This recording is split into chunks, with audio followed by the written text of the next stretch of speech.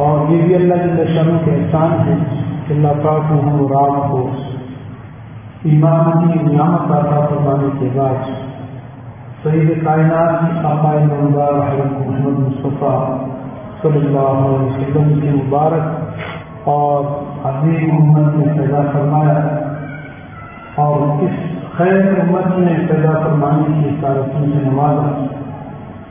مزید اللہ کا احسان ہے کہ اللہ پاک نے ہم اور آپ کو ابھی تک زندگی کی عظیم نعمت سے مالا ہوتا ہے۔ عزیزان گرامی، جو آیت کریمہ آپ حضرات کے سامنے تلاوت کی گئی، یہ بہت باوصول اور انتہائی اہم اور بنیادی آیت کریمہ ہے۔ ویسے تو قرآن مجید کی ہر لفظ ہر آیات ہزارہ حکمتوں اور بنیاد ہے، تو ہر زندگی کے گزارنے کے لیے اور کامیاب زندگی کو گزارنے کے لیے اللہ جل شانہ نے اس آیت کریمہ کے اندر ایک اصول ارشاد کرنا ہے۔ پہلے اس بات کو سمجھنے کی کوشش کی جائے کامیاب زندگی ہے کیا، انسان کی مزاج اور اس کی فطرت کے اندر اللہ نے کامیابی حاصل کرنے کی فطرت اور عادت رکھی ہے۔ کوئی انسان جب تک وہ صاحب بہا ہوگا، سمجھدار ہوگا، وہ اپنی سمجھ سے اپنی فطرت سے کامیابی ہی حاصل کرنے کے لیے توجہ کرتا ہے۔ کوئی انسان جب عقل مند اور سنجیدہ ہو، حالات پسند نہ ہو، تو وہ ناکامی کی طرف ہرگز نہیں جاتا ہے۔ ہر ساتھی یہ چاہتا ہے کہ میں کامیاب بنوں۔ یہ اور بات ہے کہ کامیابی کے معیار کو سمجھنے میں عام انسانوں کو غلطی لگ جاتی ہے۔ کوئی کس چیز کو کامیابی سمجھتا ہے، کوئی کس چیز کو کامیابی سمجھتا ہے۔ جیسے کہ اللہ پاک نے کامیاب ہونے کا فطرت و جذبہ اللہ نے ہر انسان کے اندر رکھا ہے، مسلمان ہو یا کافر۔ اسی طرح کامیابی کا معیار بھی اللہ پاک نے بتایا ہے، اس کو بھی اللہ نے چورا نہیں۔ جیسا یہ جذبہ فطری ہے اور یہ کام فطری ہے، اللہ کی طرف سے تخلیق شدہ ایک طاقت اور قوت استعداد ہے۔ اسی طرح اس پر نہیں چھوڑا کہ جو جس چیز کو کامیابی سمجھ جائے تو وہ اس کے لیے وہ کامیابی ایسی نہیں ہے، بلکہ ہر انسان کی عقل، فہم اور سمجھ یہ مختلف ہے۔ انسان کی بدن کے اعضاء مختلف ہیں، ایک ماں باپ کے اولاد مختلف مزاج ہیں، اور انسان کی خود زندگی کے مراحل مختلف ہیں۔ کبھی انسان کس حالت پہ ہوتا ہے، کبھی کس حالت پہ ہوتا ہے، کبھی بڑا دل خوشی کرتا ہے، بہت خوش کرنے کو دل، کبھی کچھ بھی کرنے کو دل نہیں کرتا، کبھی غم سے بوجھل ہے، کبھی پریشانی سے پریشان ہے، کبھی خوشیوں میں مست شاداب ہے۔ تو انسان کی خود اپنی زندگی یہ مختلف مراحل اور مختلف حالات سے بنی ہوئی ہے، ایک حال پہ نہیں ہے۔ تو لہٰذا انسان بھی ایک جیسے نہیں ہو سکتا، حتیٰ کہ ایک ماں باپ سے پیدا شدہ اولاد ان کی مزاجوں میں اختلاف ہے، ان کی طبیعتوں میں اختلاف ہے، ان کی سب کچھ اختلاف، ایک جیسے نہیں ہو سکتا۔ تو لہٰذا آدمی تمام انسانوں کا سمجھ، تمام انسانوں کی فہم وہ بھی ایک جیسے نہیں ہو سکتا۔ تو لامحالہ اللہ کریم نے یہ کرم فرمایا کہ کامیاب ہونے کے لیے کامیابی کے معیار کو انسانوں کے فہم پر نہیں چھوڑا کہ جو انسان جیسے بھی کامیابی کو سمجھ لے بس وہ اس کی کامیابی ہے، یہ نہیں چھوڑا، بلکہ اللہ جل شانہ نے جیسے اپنی قدرت کے استعمال کرتے ہوئے ہر انسان جا کر فطری طور پر کامیاب ہونے کا جذبہ اور احساسات رکھے ہیں، اسی طرح اللہ پاک نے اپنی قدرت سے کامیابی کے معیار اور اس کے راستے کو بھی متعین کرنا ہے۔ کہ کامیاب ہونا ہے جس جذبے سے ہونا ہے، جیسے وہ جذبہ خدا کی تخلیق ہے، اسی طرح کامیابی کا معیار یہ بھی اللہ پاک کی طرف سے بنایا ہوا ہے، آزاد نہیں ہے، ہر آدمی کے فہم و سمجھ پر نہیں جوڑا ہے۔ اگر آدمیوں کے فہم و سمجھ سے جوڑتا تو یہاں سے ہم اور آپ کو عمومی ماحول میں انسانوں کو غلطی ہو جاتی ہے، ہر ایک آدمی اپنے ذہن سے سوچتا ہے کہ یہ کامیابی ہے، وہ کامیابی نہیں ہے، ہماری ذہن سے کامیابی ہوئی۔ ہاں، اگر کسی انسان سلیم الفطرت انسان کی عقل اور اس کی سمجھ اللہ کے رسول کے بتائے ہوئے کامیابی کے معیار کے ساتھ تصدیق کرتا ہے، اس کے ساتھ اتفاق کرتا ہے تو بہتر ہے، اس میں کوئی حرج نہیں۔ بہت سارے انسان ہیں کہ اسی چیز کو اس کی عقل بھی مانتی ہے کہ جس چیز کو اللہ نے کامیابی کا معیار بنایا ہے، فرمایا ہے، وہی واقعات کامیابی ہے۔ یہ اللہ کے بتائے ہوئے کامیابی کے معیار کے ساتھ اس انسان کی عقل میں اتفاق کرتا ہے۔ تو آج میرے محترم دوستو، اللہ تعالیٰ نے قرآن مجید کے اندر مختلف جگہوں میں اولئک هم المفلحون، اولئک هم الفائزون، یہ لوگ کامیاب، یہی لوگ فائز ہیں اور یہ لوگ بامراد ہیں۔ اس کے مقابلے میں دوسرا بیان ہے اولئک هم الخاسرون، یہ ناکام ہیں، یہ نامراد لوگ ہیں۔ تو جو کامیابیوں کی فہرست بنائی اللہ پاک نے اور اس کا اجمالی اور تفصیلی تذکرہ فرمایا، اس کے ساتھ اللہ نے ناکام لوگوں کا بھی تذکرہ فرمایا اور اس کے بھی فہرست تیار اور اس پر مہر لگا دیا، اولئک هم الخاسرون۔ ان صفات والے، ان عقائد اور ان اعمال والے لوگ جن کی یہ اعمال ہیں، فرمائے کہ یہ ناکام ہے۔ کسی طبقے کے بارے میں نہیں فرمایا کہ فلان طبقاتی طور پر فلان نسب والے کامیاب، فلان طبقے والے فلان زمانے نہیں، نہ زمانے سے کامیابی کو جوڑا گیا، نہ طبقے کے ساتھ، نہ کسی نسب حسب کے ساتھ، نہ کسی مال دولت کے ساتھ، بلکہ ایک اصول بتا دیا کہ جو ان اصولوں کے ساتھ چلے گا، جب بھی چلے گا، جو بھی چلے گا، زمانے کے کسی بھی مرحلے میں چلے گا اور دنیا کے کسی کونے میں جو بھی چلتا ہے، زید اور بکر خالد کسی کو کوئی فرق نہیں۔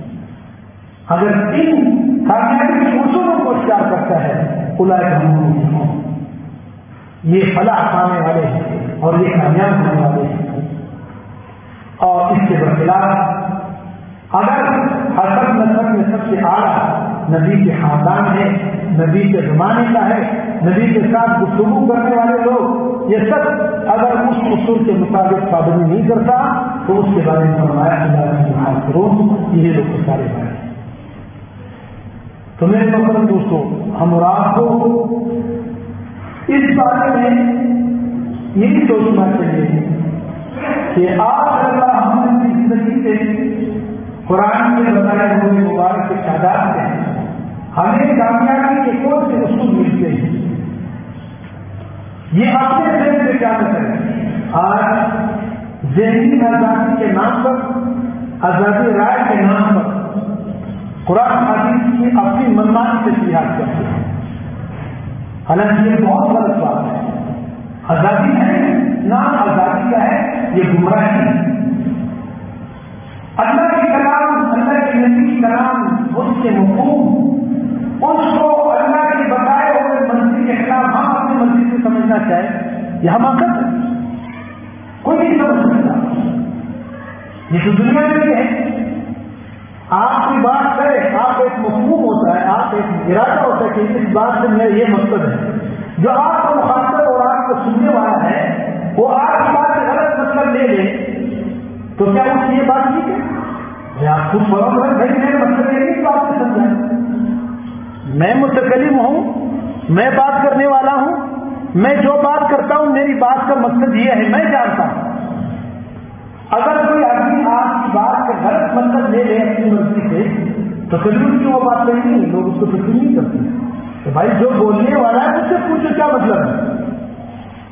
دنیا میں یہ بات ہمارے آپ کی سمجھ میں آتی ہے کہ جس کی بات ہے اس کی بات کا مقصد اور مفہوم اسی آدمی سے سمجھنے کی کوشش کی جائے تو جگہ ختم ہو جاتا ہے.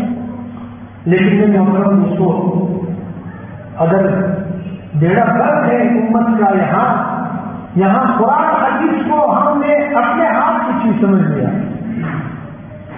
قرآن حدیث کو ہم یہ سمجھتے ہیں کہ بس جیسے ہمارے سمجھ میں آ گیا. لا حول ولا قوة، اللہ کی معذور عظیم کلام، اتنا محترم کلام، اتنا شاعر کائنات کے خالق اور مالک کے کلام ہم بغیر کچھ سمجھے بس جو ہمارے سمجھ میں کیا ہماری سمجھ کیا ہمارے آپ، یہ گمراہی ہے. شیطان ہمیں اس کو آزادی رائے دیتا ہے. شیطان اس پیچھے لگا ہوا ہے، وہ تو گمراہی کے راستے بتاتا ہے اور بھی مطمئن ہے کہ میں ہم قرآن حدیث سے عمل کریں. قرآن حدیث سے عمل نہیں ہے، یہ نفس پر عمل ہے، نفس کے خواہشات پر عمل ہے اور جو ہلاکت اور تباہی تک انسان کو لے جاتا ہے. قرآن حدیث کے وہ مفہوم، قرآن حدیث کے وہ معانی جو اللہ کے رسول صلی اللہ علیہ وسلم نے فرمائے اور اس کے بعد صحابہ کرام نے فرمائے، یہ ان کے مفاہیم ہیں، یہ ان کے مطالب اور مقاصد ہیں. ان کے مطابق عمل کیا گیا تو یہ قرآن حدیث والا ہے. آج یہ آزادی کا ایک شیطانی جو کو گمراہی کا راستہ کھولا گیا ہے. ہمارا رسول قرآن حدیث کے رسول اور لوگ اس مسلمان نام تو ٹھیک بولتے ہیں قرآن حدیث کیا بولتے ہیں. بھائی آپ کو کیا پتا ہے جو مانا وہ مراد لیتے ہیں، کسی کو پتا نہیں. میڈیا پر، ٹی وی پر بہت سارے جگہوں کے آپ کو معلوم ہے چینلوں پر قرآن حدیث کا مذاق پر بولتے قرآن حدیث سے خلاف بھی کرتے ہیں، مطلب اور معنی اپنا بتاتے ہیں. اور عام خالص ذہن آدمی جو عامی آدمی ہے جس کو قرآن حدیث سے پتہ نہیں، وہ کیا کرتے وہ سمجھتے ہیں قرآن حدیث بول رہے ہیں. یہ گمراہی کا راستہ ہے. اللہ کے نبی کے زمانے میں ایسے کئی واقعات آئے، قرآن کے ایسے آئے صحابہ کرام باوجود کے آگے تھے، اپنے مادری زبان عربی ہے، حضور کے سامنے ہیں اور حالات کو جانتے ہیں. جبرائیل کو دیکھا، معجزات کو دیکھے، حضور کی مجلس کو دیکھا، پھر بھی قرآن مجید کو اپنے سمجھ سے نہ سمجھ سکتے. ایک واقعہ ہے کہ حضور علیہ السلام کے پاس وحی آئی تھی کہ روزہ رکھنے کس وقت روزہ رکھا جاتا ہے، کس وقت روزے کو افطار کیا جاتا ہے، روزے کے احکام نازل ہوئے. اس میں قرآن مجید کے جو ظاہری الفاظ ہے اللہ تعالیٰ فرماتے ہیں تم نہیں کھاؤ اس وقت تک جب آپ کو سفید داغا اور کالا داغا ممتاز ہو جائے، سفید سے کالا داغا متبین ہو جائے، ظاہر ہو جائے کہ اس وقت تک کھاتے رہو. یہ ظاہری الفاظ تو وہ صحابی عربی ہونے کے باوجود اس کے اصل مقصد کو نہ سمجھ سکے. اس نے آ کر کے اپنے گھر میں شہد دانا شروع کیا، ایک کالا داغا اور ایک سفید داغا رکھا اپنے چکے کے سامنے اور اس کو دیکھ رہے، روشنی کو بھی دیکھ رہے، کھا رہے. خوب روشنی ہو گئی اور داغے کا پتہ چلا کہ یہ سفید ہے یہ کالا ہے. اس کے بعد بند کیا چھوڑ جاؤ. اب یہ تو صحیح بہت دیر کی بات ہو. آخر میں حضور صلی اللہ علیہ وسلم کو فرمایا اللہ کے نبی نے روزہ رکھا. مجھے کو پوچھا کیسے رکھا؟ فرمایا کہ میں نے 2 داغے رکھے، قرآن مجید میں اس طرح ہے تو میں نے کالا اور سفید داغا رکھا، جب خوب روشنی ہوگی پھر میں نے کھانا باندھ دیا. حضور ہنس پڑے. فرمایا تیرے سکے کہ اتنا بڑا کر کے داغے معلوم نہیں ہوا تھے. پر حضور نے فرمایا کہ یہ مطلب نہیں ہے جو آپ نے سمجھا. حضور نے فرمایا کہ صبح صادق اور رات اور دن کی بات ہے. 2 کالے اور سفید داغے سے مراد، کالے داغے سے مراد رات ہے، سفید داغے سے مراد دن ہے. جب دن کا شروع ہوتا ہے وہ صبح صادق سے ہوتا ہے، وہ جو سفید روشنی داغے کی طرح آسمان کے کناروں میں چلتا ہے، جب وہ آ جائے تو آپ نے کھانا بند کرنا ہے. اور جب تک کالا رنگ یعنی سیاہی ہو، رات کا اندھیرا ہو، اس کو کھا سکتے. مطلب وہ نہیں ہے یہ جو آپ نے لیا یہ ہرگز مطلب نہیں. اس طرح سے واقعہ ہے. تو اب دیکھو اس میں صحابہ کرام ہیں، عربی ہے، عربی زبان ہے، مادری زبان ہے، حضور کے سامنے وہ قرآن کے مطلب کو نہ سمجھ سکتی. حضور کو تشریح کرنا پڑا، آپ نے ان کو سمجھایا. اور بنو قریظہ کا واقعہ تھا جنگ احزاب کے اندر 1 مہینے کا معاشرہ تھا، معاشرہ ٹوٹ گیا، کافر چتر بتر ہو گئے، اللہ نے ان کو ناکام کر دیا. جو یہودیوں کا ایک قبیلہ تھا بنو قریظہ مدینہ پاک میں، انہوں نے دھوکہ کیا. آپ صلی اللہ علیہ وسلم نے ان کے ساتھ معاہدہ کیا تھا اگر باہر سے کوئی بیرون سے کوئی دشمن آ جائے مدینے سے، ہمارا دشمن ہو یا آپ کا دشمن ہو، ہم ان کے ساتھ آپ کے دشمن کے ساتھ ہم نہیں دیں گے، ہمارے دشمن کے ساتھ آپ نہیں دیں گے، ہم اور آپ مدینے کے عمل کے ساتھ رہیں گے. آپ یہودی ہو ہم مسلمان ہیں، آپس میں معاہدہ ہوا. لیکن جب مکے سے کئی قبائل میں آ کر کے مسلمانوں پہ جنگ احزاب کے موقع پہ حملہ کیا اور جنگ خندق ہوئی، تو اس میں 1 مہینے تک مسلمان معاشرے میں رہے. جو مدینہ میں رہنے والے یہودی تھے انہوں نے ان کے ساتھ وہ جو معاہدہ حضور علیہ السلام نے کیا تھا وہ توڑ دیا. آپ صلی اللہ علیہ وسلم کو پتہ چلا، آپ کافی پریشان ہوئے، مسلمانوں کے عورتوں پہ حملہ کیا گیا، بہت پریشانی ہے. ایک طویل واقعہ ہے.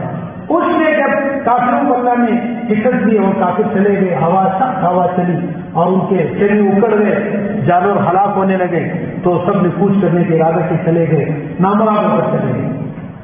حاضر تقریر کا حضور علیہ السلام 1 مہینے کی تکلیف اور جنگی سامان بدن سے، خود سر سے زرے پہنا ہوا، تلوار اور گھر میں آ کر کے 1 مہینے کی گرد غبار، آلود، پریشانی، تھکاوٹ، نہانے کے لیے گھر میں داخل ہو گئے تو فوراً حضرت جبریل امین حاضر ہو گئے اللہ کی طرف سے اور گھوڑے سے سوار ہے اور حضور صلی اللہ علیہ وسلم کو حکم دیا، اللہ کے نبی اللہ نے حکم دیا کہ عصر کی نماز تو بنو قریظہ میں پڑھو، ان کی غداری کا کیا ہے سزا دینا ہے. فوراً آپ اپنی جنگی کا سامان نہ اتارے. تو حضور نے فوراً دوبارہ اپنا زرہ پہن لیا اور فوراً کیا ہو گئے اور صحابہ کو حکم دیا کہ فوراً چلو عصر کی نماز بنو قریظہ میں پڑھنا ہے. ان کی الگ آبادی تھی، قلعہ تھا. اب اس واقعے میں بھی سارے کام چلے جلدی جلدی، اتنے تھکاوٹ کے باوجود بزرگ کی بات مان کے فوراً چل پڑے، گھوڑوں پہ پیدل پہ جا رہے، وہاں ان کو معاشرہ کرنے. اب راستے میں عصر کی نماز کا ٹائم آ گیا. بات آپ نے فرمایا کہ بھائی عصر کی نماز پڑھے، راستے میں سزا ہو رہی ہے. بات کے ساتھ نہیں، حضور نے فرمایا عصر کی نماز وہاں پڑھنا ہے. اب دیکھو حضور کی بات سمجھنے میں ان کو غلطی ہو گئی. تو آدھے صحابہ نے راستے میں عصر کی نماز پڑھی، آدھے صحابہ نے نماز پڑھا کر کے وہاں جا کے پڑھی.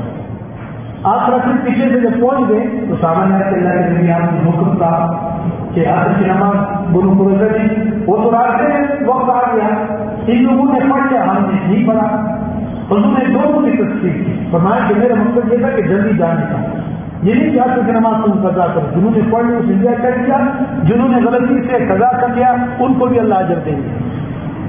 تو مطلب یہ ہے کہ اس طرح کئی واقعات ہیں سیرت کے اندر کہ حضور پاک علیہ السلام کے مطلب کو، قرآن کے مطلب کو براہ راست صحابہ بھی نہ سمجھ سکے. اس میں حضور کی تشریح اور بتانے کی ضرورت پڑی. آج 1400 سال کے بعد اور ہمارے آپ کے بے دینی کا جو عالم ہے، آزاد رہی کا، اور اس دنیا میں جیسے آزاد مزاجی کا جو عالم ہے، اس عالم میں 1400 سال کے بعد یہ تاثر کیا جا رہا ہے کہ قرآن حدیث کو اپنی سمجھ سے سمجھنے کی کوشش کریں تاکہ ہم آزاد ہوں.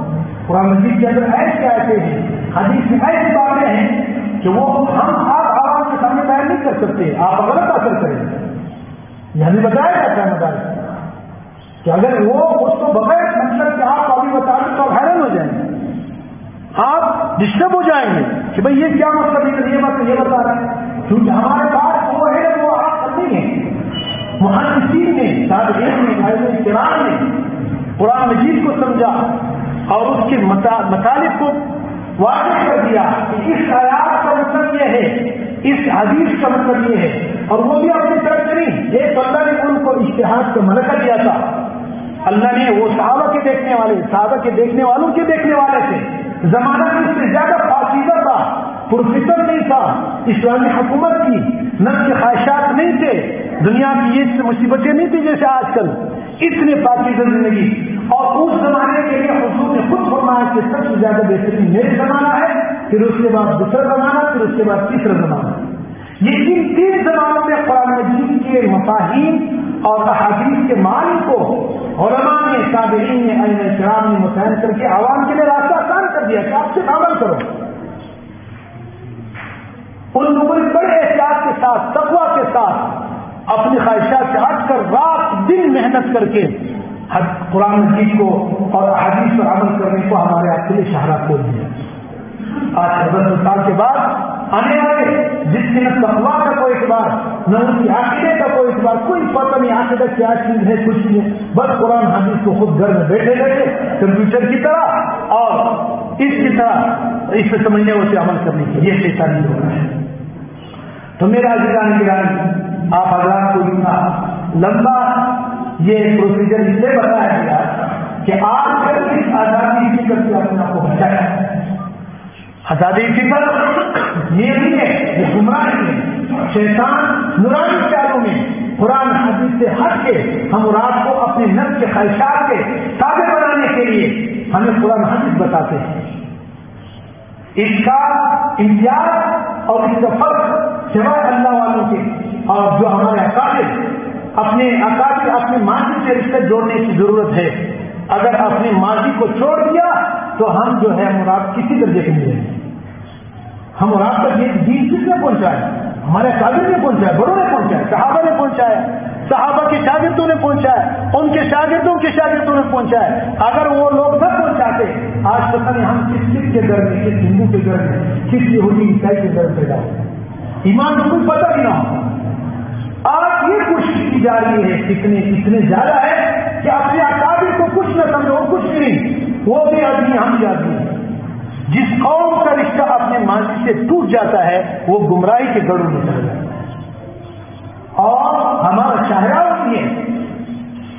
اور حضرت امام مالک رحمۃ اللہ فرماتے ہیں کہ ایک زمانہ آئے گا کہ آخر والے لوگ پچھلے والے لوگوں کو برا بلا کہیں گے، اس کی بےعزتی کریں گے، یہ سب کی گمراہی کا زمانہ ہے.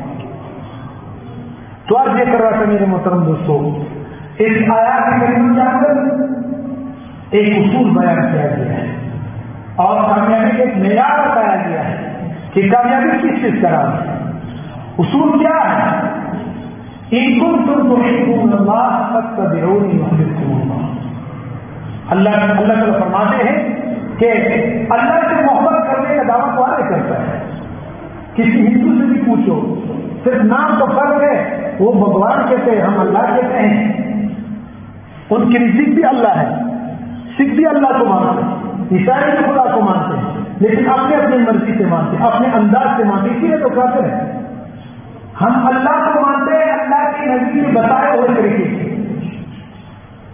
اللہ بھی یہ فرماتے ہیں کہ تم مجھے مانو میرے آخری نبی کے بتائے ہوئے طریقے سے، پھر میں تم مسلمان ہوں، پھر تم میرے بندے ہو. یہودی بھی اللہ کو مانتے ہیں، کیوں جہنمی؟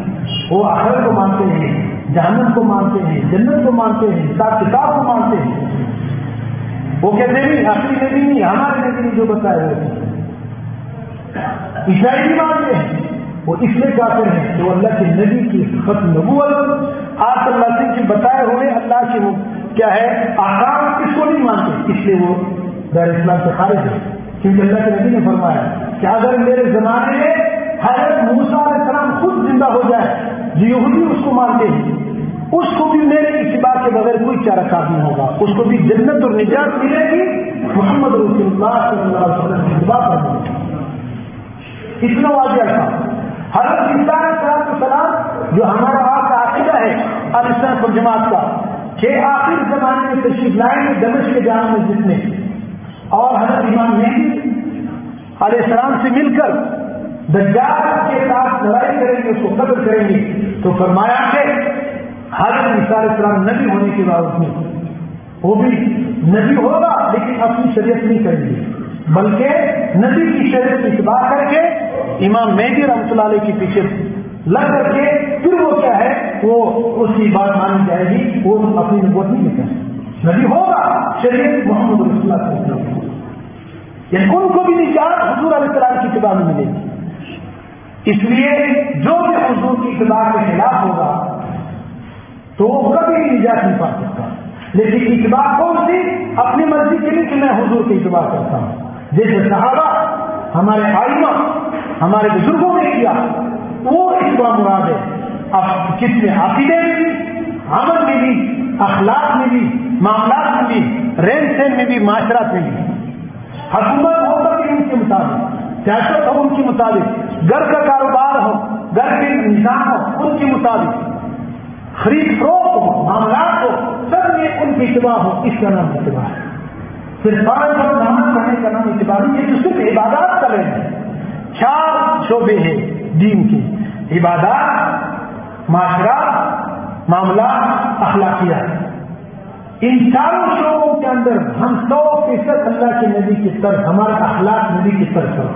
گھر میں کیسے رہنا ہے، شریف بندہ کیسے ہو، ماں کا کیا حق ہے، بیوی کا کیا حق ہے، بیٹی کا کیا حق ہے، باپ کا کیا حق ہے، چھوٹوں کی کیا حق ہے، بڑوں کی کیا حق ہے، رشتے داری اور شادی بیاہ، غمی و خوشی، یہ کیسے نبھانا ہے، یہ 100% اللہ کے نبی کی طرف سے ہو۔ یہ معاشرت ہے۔ اسی طرح معاملہ، ہم کاروبار کیسے کریں، سود سے بچے، حرام سے بچے، جھوٹ سے بچے، دھوکے سے بچے، حلال کی کیا اہتمام کریں اور سود اور رشوت سے بچے۔ یہ حلال کاروبار کیسے ہے، حرام کاروبار کون سا ہے، کس سے بچا جا سکتا ہے، اس ترتیب پر ہم معاملات کریں۔ یہ 100% اللہ کے نبی کے طرف پر ہو یہ معاملات۔ اور لوگوں سے اخلاق، دشمنوں سے، اپنوں سے، امن میں اور خوف میں ہم کیا کریں، اس کو اخلاق کہا جاتا ہے۔ سب سے بہترین اخلاق اللہ کے نبی صلی اللہ علیہ وسلم کی، اور ہمیں آج کی اخلاق کا اتباع کرنے کو حکم دے۔ اخلاقیات دین پر ہو اور اس کے ساتھ ساتھ عبادات ہمارے، اس کا نام ہے اتباع۔ تو آج کے ساتھ میرے محترم دوستو، اللہ تعالیٰ نے فرمایا کہ اللہ کی محبت کا دعویٰ تو ہر ایک کرتا ہے کہ میں اللہ سے محبت کرتا ہوں۔ یہودی بھی دعویٰ کرتا ہے اور عیسائی بھی دعویٰ کرتا ہے، غیر مسلم بھی دعویٰ کرتا ہے اللہ کی محبت کا۔ لیکن کون سی محبت اللہ کے ہاں مقبول ہے، کون سا سچا دعویٰ ہے، اس کا معیار کیا ہے؟ اس کے لیے ایک معیار، ایک اصول، ایک کسوٹی پرکھنے کے لیے ایک چیز اللہ تعالیٰ نے اس آیات کے اندر اتاری۔ کیا فرمایا؟ قل، اے میرے نبی آپ اپنی امت کو بتا دیجیے، ان کنتم تحبون اللہ، اگر تم اللہ کے ساتھ محبت کرنا چاہتے ہو تو ہر ایک جگہ میں اللہ سے محبت کرنا چاہتے تو اس کا معیار کیا ہے؟ فاتبعونی، بس اللہ سے محبت کا دعویٰ وہ سچا ہے، اللہ سے تعلق کا دعویٰ وہ سچا ہے تو فاتبعونی، میری اتباع کرو، میرے نبی کی اتباع کرو۔ میرے نبی جس انداز سے آپ کو سمجھا رہے دین کے ہر شعبے میں، ہر قدم میں نبی کی اتباع کرو گے تو پھر یہ آپ کا دعویٰ صرف سچا ہی نہیں، اس لیے ہم دعویٰ کریں اللہ سے محبت کا۔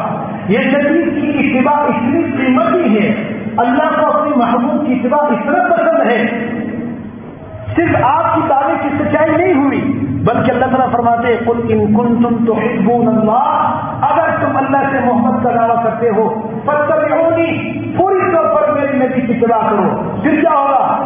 یحببکم اللہ، تم اللہ کو اتنے پیارے ہو جاؤ گے تو تمہارے دعوے محبت کی ضرورت نہیں، اللہ تم سے محبت کرنے لگ جائے گا، اللہ خود تم سے محبت کرنے لگ جائیں گے۔ تم جب نبی کی رنگ میں رنگ جاؤ گے، سر سے لے کر پاؤں تک، کپڑوں میں، اخلاق میں، زبان میں، گفتگو میں، مجالس میں، چہرے میں، ظاہر باطن، جب نبی کا رنگ جتنا چڑھے گا اتنا اللہ کو تم پسند آؤ گے۔ پسند کی یہ حد ہے اللہ یحببکم اللہ، اللہ تم سے محبت کرے گا، پھر تم محبوب ہو جاؤ گے۔ ابھی تو ہم کہتے ہیں ہم محبت کرتے، اللہ ہمارا محبوب ہے، جب نبی کی اتباع آئے گا معاملہ الگ ہو جائے گا۔ اللہ فرماتے ہیں کہ تم میرے نبی کی اتباع میں اتنے پسند آ گئے کہ میں تم سے محبت کرتا ہوں، تم میرے محبوب ہو جاؤ گے۔ اتنی بڑی چیز ہے اتباع نبی۔ اس سے میرے محبوب ایک اعلان تو اللہ نے اس لیے کیا کہ معیار کامیابی کا اور معیار اللہ کے نبی کی اتباع، اللہ کی محبت کو وہ کیا ہے؟ نبی کی اتباع ہے۔ اس میں ایک چیز انعام تو یہ ملا کہ یہ بندہ اللہ کے محبوب بن گیا۔ دوسرا تو انسان کہتے ہیں اللہ ہم کیسے اللہ کے محبوب بن سکتے، ہم تو بہت گناہگار ہیں، اللہ تو بہت اونچے درجے کا ہمارے خالق مالک ہے، ہم تو گناہگار بنتے ہیں، ہم کیسے اللہ کے محبوب ہو سکتے؟ سوال ہو سکتا ہے۔ تو اللہ تعالیٰ نے اس سوال کو کرنے سے پہلے اس کا جواب بھی دیا، وَيَغْفِرْ لَكُمْ ذُنُوبَكُمْ، اے میرے بندو جب تم میرے نبی کی اتباع کرو گے تو تم اتنے اچھے ہو جاؤ گے کہ میرے محبوب بن جاؤ گے۔ جہاں تک تمہارے گناہوں کا معاملہ ہے، میں اللہ ہوں، میری مرضی ہے، میں جس گناہ کو پکڑوں جس گناہ کو معاف کروں میری مرضی، مجھ سے کوئی پوچھنے والا نہیں. فرمایا وَيَغْفِرْ لَكُمْ ذُنُوبَكُمْ، میں تمہارے سارے گناہوں کو معاف کروں. گناہ معاف ہو گئے، بندہ پاک ہو گیا، نبی کی اتباع سے اللہ کے محبوب بن گیا. فرمایا وَيَغْفِرْ لَكُمْ ذُنُوبَكُمْ، اللہ تمہارے گناہوں کو کہنا. إِنَّ اللَّهَ غَفُورٌ رَحِيمٌ، کیونکہ اللہ تعالیٰ تو بہت بخشنے والا ہے، بہت رحم کرنے والا ہے. اللہ کے یہاں اس کی کوئی حیثیت نہیں. اللہ کی رحمت کے سامنے بندوں کے گناہ کی کوئی حیثیت نہیں. اللہ اتنا رحیم و کریم ہے، جیسے اللہ کی ذات لامتناہی ہے، کوئی حد نہیں، اسی طرح اللہ کی صفات بھی لامتناہی ہے. اللہ کی ہر صفت ایسے بے پایان ہے. رحمت کتنی ہے اللہ کی کہ جس کا ہم اور آپ تصور بھی نہیں کرتے. اور بلکہ اللہ نے تو یہ فرمایا جیسے اللہ پاک رحیم ہے، ایسے اللہ پاک قہار بھی ہے، جبار بھی ہے، منتقم بھی ہے، غضب بھی کرنے والا ہے، عذاب بھی دینے والا ہے. لیکن اللہ نے فرمایا جو میری رحمت کی صفت ہے اور میرے غضب کی صفت ہے، ان دونوں میں سے مقابلہ ہوا تو میری رحمت میرے غضب سے آگے ہی چلی گئی. یعنی اللہ کی رحمت اتنی زیادہ ہے، اللہ کی غضب سے اللہ کی رحمت بہت بڑی ہے. تو اس لیے میرے محترم دوستو، ان کنتم تحبون اللہ فاتبعونی یحببکم اللہ ویغفر لکم ذنوبکم. اس آیات کے اندر اصول کامیابی بتا دیا. اگر کوئی کامیاب ہونا چاہتا ہے، اپنی کامیابی کو ہر آدمی چاہتا ہے، کامیابی کا معیار وہ یہی بتایا گیا کہ نبی کی اتباع 100%، نبی کے ساتھ تعلق اور محبت اتباع والی ہو، صرف دانے والی نہ. کہ ہم نبی کے عاشق ہیں، ہم نبی کے کیا ہیں، نبی کے سر بھی قربان، جان بھی قربان. جب موقع آتا ہے نبی کے حکم کو بھی نہیں مانتا، نبی کے چہرے کو پسند نہیں کیا جاتا، نبی کے کپڑے کو پسند نہیں کیا جاتا. نبی نے اپنی بیٹی کی جیسی شادی کی، ہمیں وہ پسند نہیں. یہ کیسی اتباع ہے؟ نبی نے اپنے گھر میں جو وہ فوتگی ہوئی اس کا طریقہ ہمیں پسند نہیں. ہم سب سے رسم کے پابند ہیں، ہم سب اپنے برادری کے پابند ہیں، ہمارا قوم کے پابند ہیں. یہ اتباع نہیں ہوا. یہ اتباع یہ منافقت ہے، صداقت کی اتباع نہیں. صداقت کی اتباع یہ ہے سر سے لے کر پاؤں تک، گھر سے لے کر بازار تک، اور ہر مرحلے میں ہم اس بات کی متلاشی رہے کہ اللہ کے نبی نے یہ کام کیسے کیا، اللہ کے نبی نے یہ کام کیسے کیا، اللہ کے نبی کے کپڑے کیسے تھے. ایک صحابی آ کر دور سے آیا، حضور علیہ السلام کو دیکھا کہ حضور کے کپڑے کے کرتے کے بٹن کھلے ہوئے، پھر چلا گیا. اس نے بعد میں تو نہیں دیکھا، اس نے پوری زندگی بٹن نہیں باندھے. حضور کو دیکھا کہ کپڑے کے کرتے کے بٹن نہیں ہے. ٹھیک، ایک صحابی آیا، اس آپ موسم باندھے ہوئے تھے، اس نے پھر پوری زندگی اپنے بٹن نہیں کھولے. یہ اتباع ہے. ایک مرتبہ حضور علیہ السلام نے مسجد میں لوگوں کو بلایا کہ قریب آ جا. حضرت عبداللہ بن مسعود اندر داخل ہو رہے، ایک پاؤں مسجد سے باہر ہے، ایک اندر ہے. حضور نے فرمایا بیٹھ جاؤ. وہ اتری بیٹھ گئے، پچھلے قدم کو آگے نہیں کیا، آگے کو پیچھے نہیں کیا، درمیان میں سے بیٹھ گئے. حضور نے جب دیکھا کہ حضرت عبداللہ بن مسعود فرمایا کہ آپ اس میں نہیں، آپ آگے اس کو بتائیں. یہ صحابہ کی اتباع کی میرے محترم. اس اتباع پر تو اللہ نے اعلان رضا کیا کہ رضی اللہ عنہ، میرے صحابہ میرے نبی کے تابعین سے میں ایسے راضی ہو چکا ہوں، قیامت تک میں ایسے راضی ہو چکا ہوں. تو ہم اور آپ کے لیے میرے محترم دوستوں اس بات کا مطالبہ کیا جا رہا ہے اور یہ ہمیں بتایا جا رہا ہے کہ ہم اللہ کے نبی کا وہ اتباع کریں جیسے قرآن نے فاتبعونی. یہ نہیں فرمایا کہ نماز میں میرے نبی کی اتباع کرو، یہ حکم مطلق ذکر کیا کہ ہر چیز میں اتباع کرو. لوگ سمجھتے ہیں کہ کیا داڑھی میں اسلام؟ یہ غلط بات ہے. اللہ کے نبی کا حکم ہے، اللہ کے نبی کا کیا طریقہ ہے. اگر واقعی مسلمان ہے، انسان کو اپنے محبوب، اپنے آئیڈل وہ اچھا لگتا ہے، اس کے کپڑے بھی اچھے لگتے ہیں، جس سے حقیقی محبت ہوتا ہے اس کا انداز بھی اچھا لگتا ہے، اس کا چلنا بھی اچھا لگتا ہے، اس کی باتیں بھی اچھی لگتی ہیں. اگر نبی سے دلی محبت ہے اور نبی سے واقعتاً دلی عشق ہے تو عشق کا انتہا یہ ہے کہ ہم 100% سر سے لے کر پاؤں تک اپنے گھر-بار میں، اپنی شادی میں، اپنی خوشیوں میں، کاروبار میں اور اپنے اخلاق مجالس میں ہر سطح پہ ہم نبی کی اتباع کی کوشش کریں. اس امت میں سب سے بڑی گمراہی یہ ہے کہ نبی کی اتباع سے لوگوں کو آزاد کیا جائے اور آسان کیا جائے اور روشن خیالی پھیلایا جائے. یہ گمراہی ہے، گمراہی یہ دینداری نہیں ہے. صحیح دینداری نبی کی سنت کی پابندی اور یہ حفاظت ہے میں آپ کو بتاؤں، ایمان بچانا ہو تو نبی کے اتباع میں ایمان بچ سکتا ہے. ایک آدمی نبی کی مخالفت کر رہے کہ ہمارا ایمان بچ جائے، نہیں ہو سکتا، یہ نہیں ہو سکتا.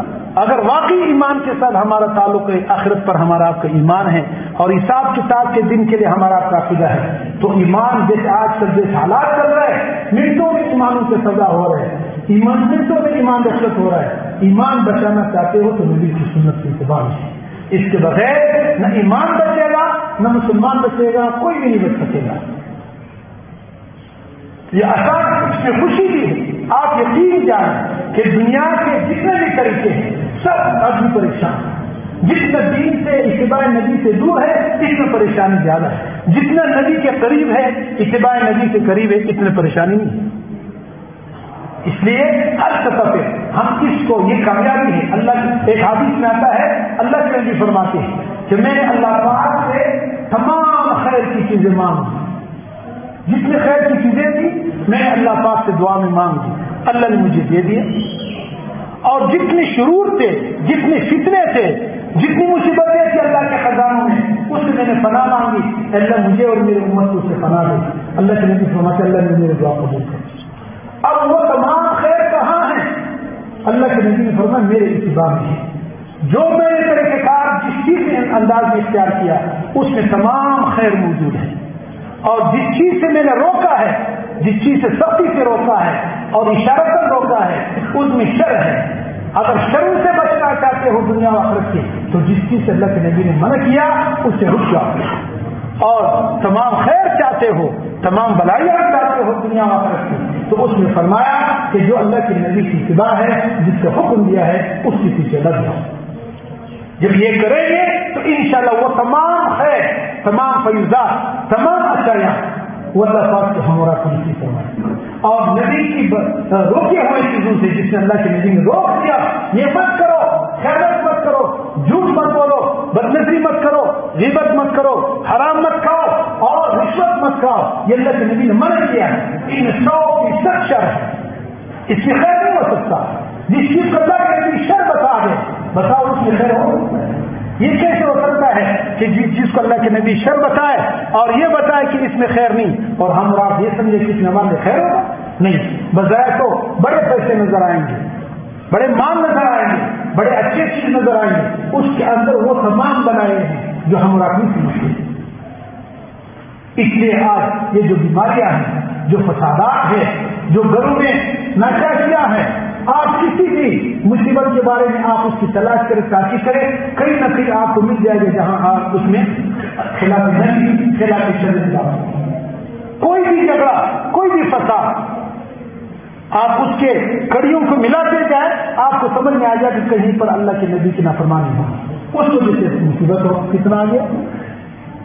اور ہر خیر میں جب آپ اس کو دیکھیں گے اس میں اللہ کے نبی کی اتباع ہوا ہوگا، اس میں خیر ہوگا.